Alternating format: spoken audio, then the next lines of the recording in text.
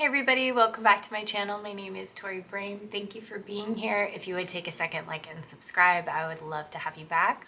Being a lupus warrior for years and years and years, I've had a lot of blood draws. Like a lot, like probably more than maybe some people have in a lifetime. I just wanted to share some tips that I have learned over the years about going to get your blood work done. So tip number one, this is something that any doctor, nurse, or the internet will tell you, and I highly agree, hydrate the day before. If you wake up that morning and you drink like 2 quarts of water or something like that, it's not gonna do as much as if you drink a gallon of water the day before. That way your veins are nice and puffy. It's just an overall easier time for the phlebotomist to be able to find the vein, poke it correctly, and get you in and out with as little pain as possible. The next one is if you have several blood draws or you know that it's going to be something that you're going to have a lot of, pay attention to what veins are successful.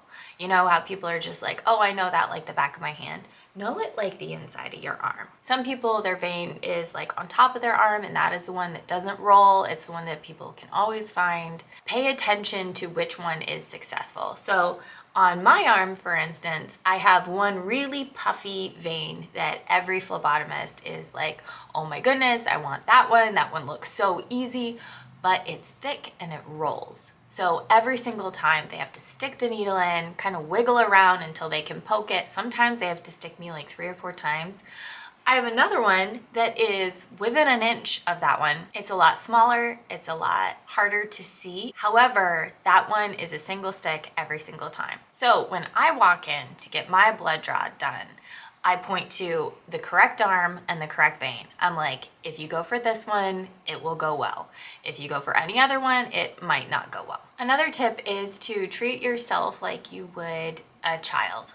I know this is probably sounds weird, but like if you had a kid, you would tell him, hey, it's gonna be quick, you know, it's not gonna be a big deal. Like you're just gonna go in, they're gonna take really good care of you. They're gonna sanitize it. You're gonna feel a tiny sting and then it's gonna be gone. Tell yourself those things, especially if you have a fear of needles.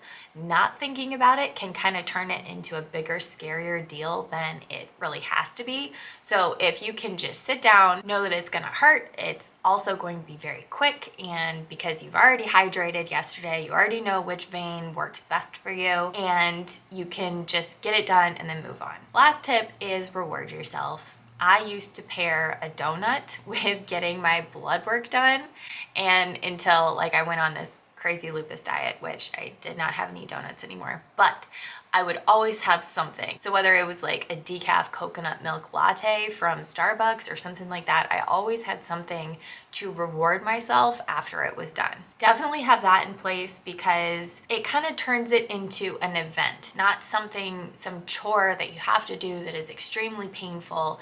It's like something that you're gonna prep for, you're gonna go through, and then you're gonna reward yourself at the end. Also, knowing why they're doing the blood work is very important. So if doctors are just like, I need blood work done, you know, you need to go to this lab at this time, know exactly what panels they're running and what they're looking for. It's gonna take an extra minute to talk to the doctor about it, but they will tell you. So just knowing what they're looking for also is good because then you have a purpose of going. You're not going because your doctor told you to, or your doctor is like curious about something that you don't really care about, because there are things you care about. It is your health. It is something that you care about. Going with that purpose in mind of, I'm going to do this so that the doctor can look at my levels of whatever and see that I need a certain medication or I need to get off this medication, or, you know, just to know where you are with something. That will also help because it gives you that purpose. So I hope this helps. If you have any tips for blood draws, please share them below, and that way everybody watching can also read those, and I will talk to you guys later.